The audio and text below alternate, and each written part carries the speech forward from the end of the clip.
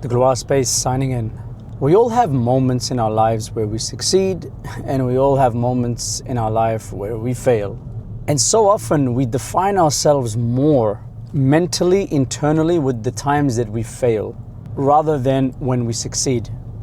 So for example, you'll go through an amazing time of ups, and then one thing goes wrong, and that's it. That one wrong thing is so powerful that you can't seem to get past it. You've had a successful relationship, one thing goes wrong, and you define the relationship by that one thing that goes wrong. Same thing with, your sexuality. Many times you have good experiences, you have that one experience where, you might have eaten a little bit too much or whatever it be, and then that lingers in your mind. Those moments of failure, they seem to have a much tougher grip on us than our moments of success. It's as if to say that our natural way is that, hey, everything should be running smoothly.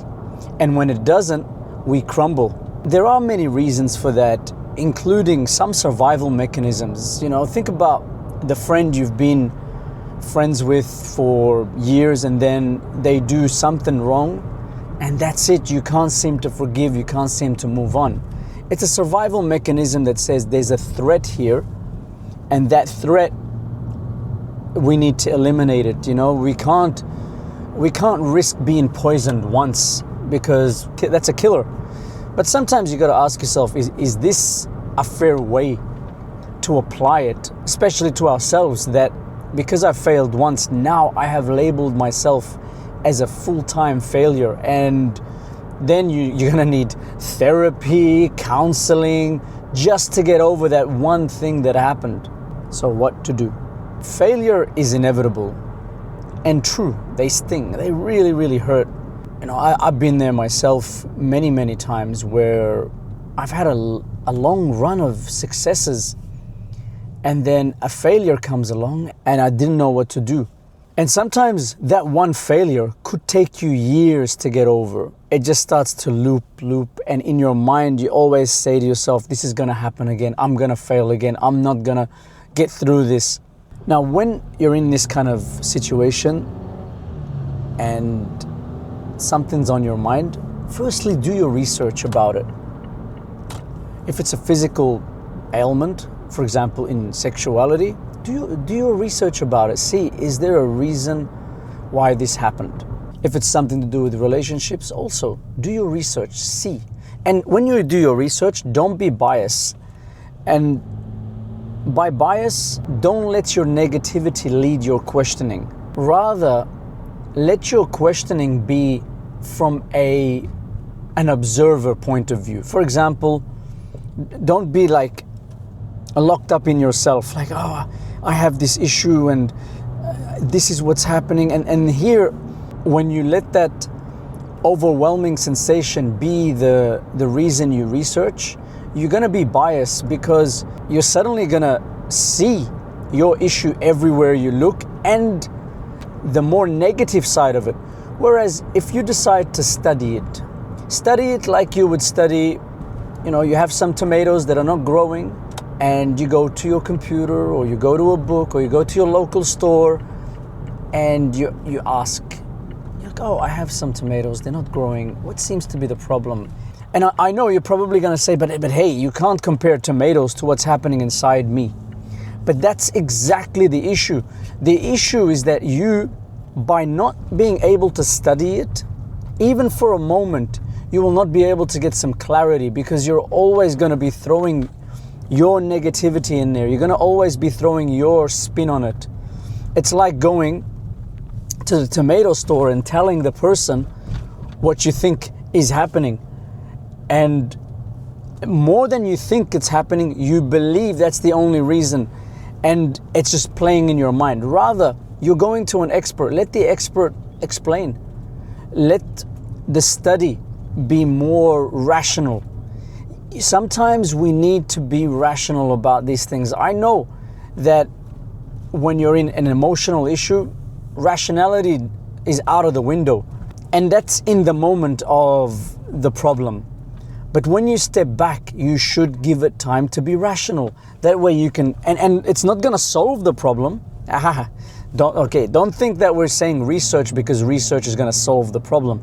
No, what research will do is it will kind of create a branch, and that branch you will start reaching out to other places.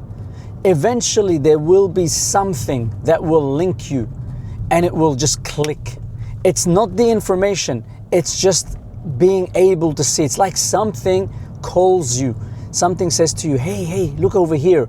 And then that is what will most likely solve your issue, not the direct rationality and information. A lot of times information, we can gather it and then believe that we've solved the issue by having found out so much about it and now that we're experts. But a lot of times, if you're just relying on information, you're just going to keep looping. But the research is important. And the research is a way to tell your own self that I am invested in myself. Through the research, you're doing one of the things that is required for change. Think of it like you want to learn how to ride a motorbike. One of the things that you'll probably do is read about motorbikes. It's just putting your brain out there. That's the point of research. Don't ever think that just knowing something, you've solved it. I would say to you, probably 95% of the time where you read about something, you haven't solved anything. And that is the danger of jumping onto AI and asking it questions, or just going onto YouTube and not you yourself getting involved. You need to get involved. Just the same way as working out, you do the same thing. You can't just read about working out. So with your research, we're trying to find what's happening. Don't worry about your problem, what you're failing at. Worry about that feeling of failure, because that's the actual issue. The issue is not what you failed at.